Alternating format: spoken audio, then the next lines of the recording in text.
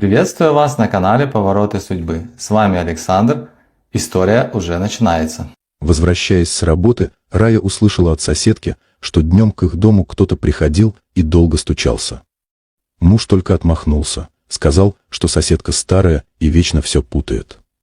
Рая уже хотела ему поверить, но вдруг вспомнила про камеру на заднем дворе.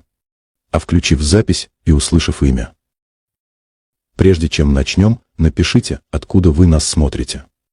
Желаем вам приятного прослушивания. Рая шла домой привычной дорогой, мимо старой аптеки, мимо хлебного магазина, где с утра всегда пахло сдобой, мимо палисадников с отцветающими пионами.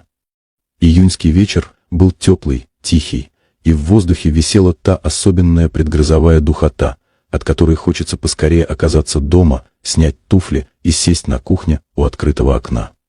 Рабочий день в поликлинике выдался тяжелый. Рая работала в регистратуре, и летом, когда половина сотрудников уходила в отпуск, на оставшихся сваливалось все: карточки, звонки, очереди из недовольных пациентов, бесконечные вопросы.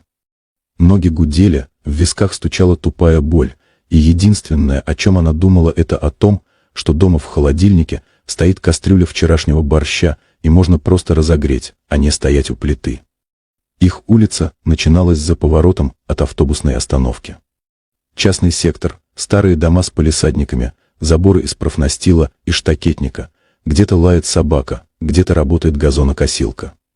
Рая любила эту улицу. Они с Анатолием купили здесь дом 23 года назад, маленький, кирпичный, с верандой и сараем во дворе. Тогда он казался дворцом после съемной квартиры. Потом обросли пристройками, виноградом, привычками. Жизнь устоялась, как вода в старом колодце, не мутная, но и не прозрачная.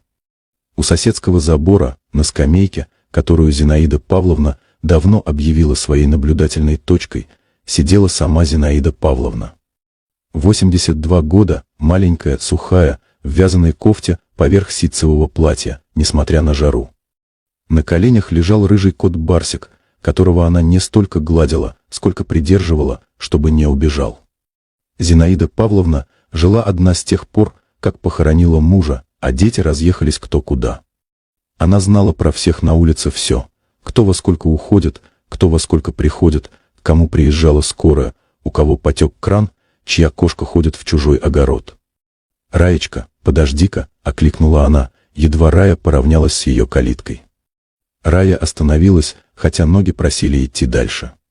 Отмахнуться от Зинаиды Павловны было невозможно не потому, что та обидится, а потому, что она стояла тут каждый вечер, и не остановиться значило потом целую неделю выслушивать, как молодежь совсем обнаглела, пробегают мимо, словно я столб. «Зинаида Павловна, добрый вечер. Жарко сегодня, да?» «Жарко, жарко. Ты послушай, что скажу. К вам днем приходили». Рая поправила сумку на плече. К ним редко кто приходил: почтальон, иногда газовщики, раз в год перепись какая-нибудь. Анатолий работал сутки через трое охранником на складе, и в свободные дни обычно сидел дома, ковырялся в гараже или смотрел телевизор. Кто приходил? Женщина. Молодая, лет 30, может, чуть больше. В светлой куртке. У нее папка была в руках, знаешь, такая картонная, как раньше в конторах были. И пакет старый, полиэтиленовый. Она стучала в калитку, долго стучала. Звала тебя по имени. «Рая, Рая», — говорила. Я как раз на скамейке сидела, все видела. Рая нахмурилась. Никаких визитов она не ждала, никому адрес не давала, да и знакомых молодых женщин у нее было немного, разве что коллеги из поликлиники, но те знали ее рабочий график. И что дальше? Зинаида Павловна наклонилась чуть ближе, понизив голос, хотя вокруг не было ни души, а потом Толя твой вышел. Поговорил с ней у калитки минут 5, может, больше. Я не слышала, что, далековато. Но вижу, она руками разводит, что-то объясняет, а он стоит, голову набычил, знаешь, как он умеет. А потом она ушла. И знаешь, Раечка, мне показалось, что она плакала. Вот прямо шла по дороге и утирала глаза. Рая почувствовала, как в груди шевельнулось что-то неприятное, не тревога еще, а скорее недоумение. Анатолий ничего не говорил. Она звонила ему в обед, спросила, что на ужин, он буркнул «разберемся» и повесил трубку. Ни слова о визитах, ни слова о женщине у калитки. «Спасибо, Зинаида Павловна. Пойду разберусь». «Ты разберись, разберись. А то мало ли». Папка-то у нее была серьезная, не рекламки какие-нибудь. Рая кивнула и пошла к своей калитке. Двор встретил ее привычной картиной. Белье на веревке чуть подсохло и скрутилось от ветра, на грядках топорщилась ботва помидоров, у крыльца стояли старые сланцы Анатолия. Из дома доносился телевизор, значит, муж на месте, в своем обычном положении на диване. Она вошла в дом, поставила сумку на тумбочку в прихожей, переобулась в домашние тапки. В кухне на столе стояла пустая чашка из-под чая и тарелка с крошками. Анатолий обедал, но за собой, как всегда, не убрал. «Толя», — позвала она, заглядывая в комнату. Он лежал на диване, вытянув ноги в носках, и смотрел какую-то передачу про рыбалку. Не обернулся, только махнул рукой, мол, слышу, чего надо. Зинаида Павловна говорит, к нам сегодня днем кто-то приходил. Женщина какая-то, с папкой. Стучалась, меня звала. Анатолий чуть повернул голову, посмотрел на Раю тем взглядом, который она хорошо знала, снисходительным, чуть раздраженным, как смотрит на ребенка, задающего глупые вопросы. Зинаида Павловна уже в маразме на 3/4. Сидит целый день на скамейке, ей мерещится. Никто не приходил. Она говорит, что ты выходил к калитке, разговаривал с этой женщиной. Рая, я тебе русским языком говорю, никто не приходил. Я весь день в гараже был, потом обедал, потом лег. Зинаида Павловна одинокая старуха, ей скучно, вот она и сочиняет. Ты бы еще у Барсика ее спросила, он тоже много чего видит. Он отвернулся обратно к телевизору, и по его спине было понятно, что разговор для него закончен. Рая постояла в дверном проеме еще несколько секунд, глядя на его затылок, короткие, начавшие сидеть волосы, складка на шее, ворот старой домашней футболки. 23 года она смотрела на этот затылок и давно научилась отличать, когда Анатолий просто ленится объяснять, а когда ему есть что скрывать. Сейчас было второе. Она это чувствовала, как чувствуешь сквозняк из закрытого окна, вроде бы все на месте, а тянет холодом. Она ушла на кухню, разогрела борщ, поставила на стол тарелки. Анатолий пришел, сел, ел молча, потом выпил чаю и вернулся к телевизору. Обычный вечер, обычные звуки ложки, тарелки, бормотание диктора, шорох занавески на окне. Рая мыла посуду и думала. Зинаида Павловна могла приукрасить, могла добавить деталей, но выдумать с нуля нет. Не тот человек. Она путала даты, забывала имена, но то, что видела собственными глазами, описывала точно. Если она сказала, что Анатолий выходил к калитке, значит выходил. И тут Рая вспомнила про камеру. Камеру на заднем дворе поставили полгода назад, после неприятной истории. Кто-то ночью залез в сарай и утащил электроинструмент, дрель, болгарку, шуруповерт. Анатолий тогда злился страшно, грозился найти вора и поговорить с ним по-мужски, но полиция, конечно, никого не нашла. А Димка, сын соседей через 2 дома, который работал в какой-то фирме по установке сигнализаций, предложил поставить камеру. Недорогую, простую, с записью на карту памяти. Повесили ее под навесом так, чтобы она захватывала и двор, и часть забора, и калитку. С тех пор камера работала постоянно, писала по кругу, стирая старые записи через 3 суток. Анатолий поначалу проверял ее каждый день, потом забросил. Рая, и подавно она в технике разбиралась плохо, но Димка показал ей, как подключиться через телефон и посмотреть запись. Объяснил просто, нарисовал на бумажке, какие кнопки нажимать. Бумажка лежала в ящике комода, Рая ее ни разу не доставала. Вечер тянулся медленно. Анатолий досмотрел передачу, потом переключил на футбол, потом начал клевать носом и, наконец, около 11 объявил, что идет спать. Рая сказала, что еще посидит, допьет чай. Он не удивился, она часто засиживалась допоздна, листала телефон или читала что-нибудь. Она дождалась, пока из спальни донесся ровный храп.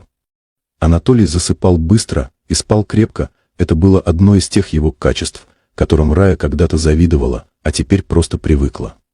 Она тихо открыла ящик комода, нашла бумажку с инструкцией Димки мятую, исписанную крупным мальчишеским почерком, с нарисованными стрелочками. Открыла приложение на телефоне, ввела код, как было написано, и перед ней появился список записей по дате и времени. Сегодняшняя запись. Полдень. Рая нажала на воспроизведение. Сначала на экране был пустой двор. Тень от навеса, угол сарая, край бельевой веревки. Время ползло в углу экрана: 12 часов 14 минут, 12 часов 15 минут, 12 часов 16 минут. Потом у калитки появилось движение. Женщина. Светлая куртка, темные волосы, собранные в хвост. Она подошла к калитке и постучала осторожно, не кулаком, а костяшками пальцев, как стучат воспитанные люди в чужую дверь. Подождала.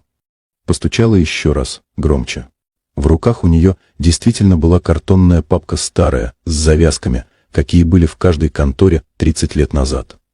И пакет, обычный полиэтиленовый, непрозрачный, из которого что-то выступало углами. «Рая! Рая, вы дома?» Голос женщины был негромкий, но отчетливый.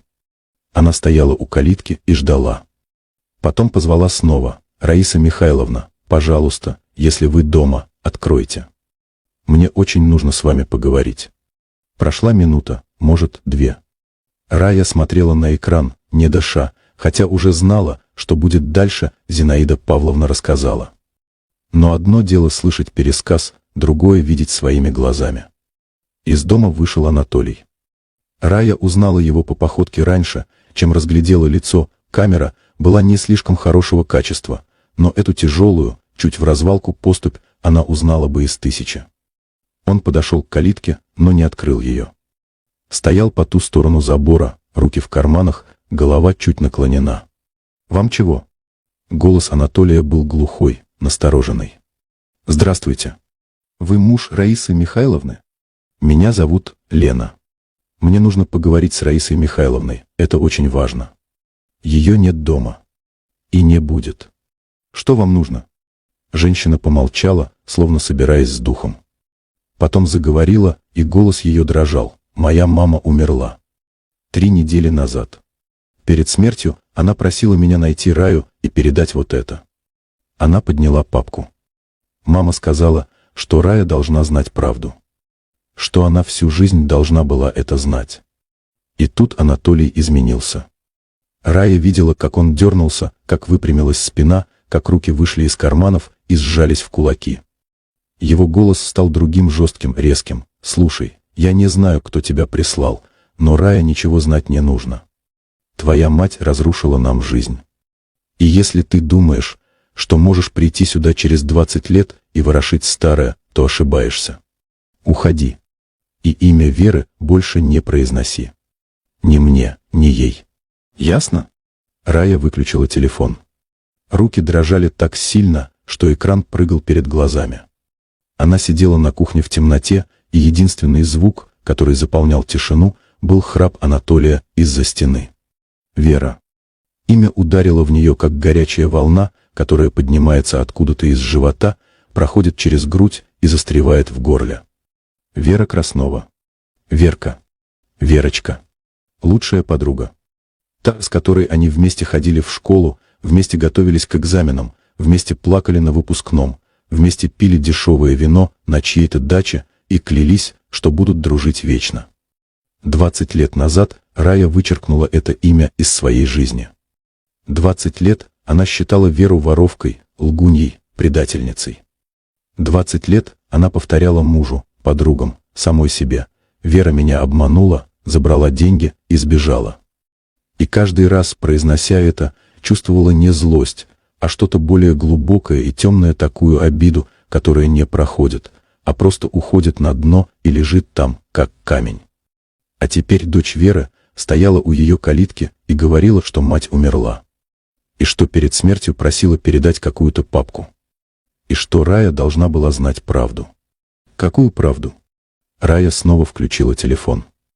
Перемотала запись на то место, где остановилась. Ей нужно было досмотреть. Нужно было увидеть все. На экране камеры Лена стояла у калитки, прижимая к груди папку, и смотрела на Анатолия снизу вверх. Он был выше на голову и стоял так, что загораживал проход, хотя калитку и не открывал. Между ними была решетка забора, и от этого вся сцена казалась какой-то тюремной, один по одну сторону, другая по другую, и никто не пускает. «Пожалуйста», — повторила Лена, — «я не хочу неприятностей». Мама просила передать это лично Рая. Здесь документы, письма, она все собирала. Она говорила, что Рая имеет право знать, что тогда произошло на самом деле. «Я тебе уже сказал, Рая, это не нужно. Она давно все забыла. Живет спокойно. Зачем ты приехала ворошить старое?» «Она не забыла», — тихо ответила Лена. «Просто вы сделали так, чтобы она всю жизнь ненавидела мою маму». Анатолий на экране дернулся так, словно его ударили. Рая видела, как побелели его пальцы на прутьях калитки. Секунду он молчал, а потом шагнул вперед, и движение было таким резким, что Лена отступила на шаг. Он протянул руку через забор, выхватил у нее пакет, не папку, а именно пакет, полиэтиленовый, тяжелый, и, не говоря ни слова, пошел через двор к сараю. Рая видела на записи, как он поднял крышку мусорного бака, который стоял у стены, и бросил пакет туда. Крышка хлопнула. Анатолий вернулся к калитке. «Уходи. И больше сюда не приходи. Если увижу тебя еще раз, вызову полицию». Лена стояла, не двигаясь. В руках у нее осталась только папка, пакет Анатолий забрал. Она открыла рот, чтобы что-то сказать, но не сказала. Просто стояла и смотрела на него, и даже через мутный экран камеры было видно, как блестят ее глаза. Потом повернулась и пошла по дороге. Не быстро, не медленно шла и несколько раз вытерла лицо тыльной стороной ладони. Запись закончилась. Анатолий вернулся в дом. Двор опустел. Время в углу экрана показывало 12 часов 31 минута. Рая отложила телефон на стол и долго сидела без движения. Кухонные часы тикали над холодильником, старые, круглые, с кукушкой, которая давно не выскакивала, потому что сломалась пружина. За окном шелестела листва. Из спальни доносился ровный храп человека, который 17 минут назад на записи бросил чужую память в мусорный бак и пошел дальше жить, как будто ничего не случилось. Рая встала. Ноги были ватные, как бывает, когда резко поднимаешься после долгого сидения. Но это было не от тела, это было изнутри, от того странного состояния, когда знаешь, что сейчас откроешь дверь, и то, что найдешь за ней, изменит все. Она сунула ноги в старые галоши, которые стояли у задней двери, набросила на плечи кофту, висевшую на крючке, и тихо вышла во двор. Ночь была теплая, безлунная. Пахло прогретой землей и помидорной ботвой с грядок. Где-то далеко лаяла собака, и звук этот был такой привычный, такой домашний, что казалось невозможным вот сейчас, в этом обычном дворе.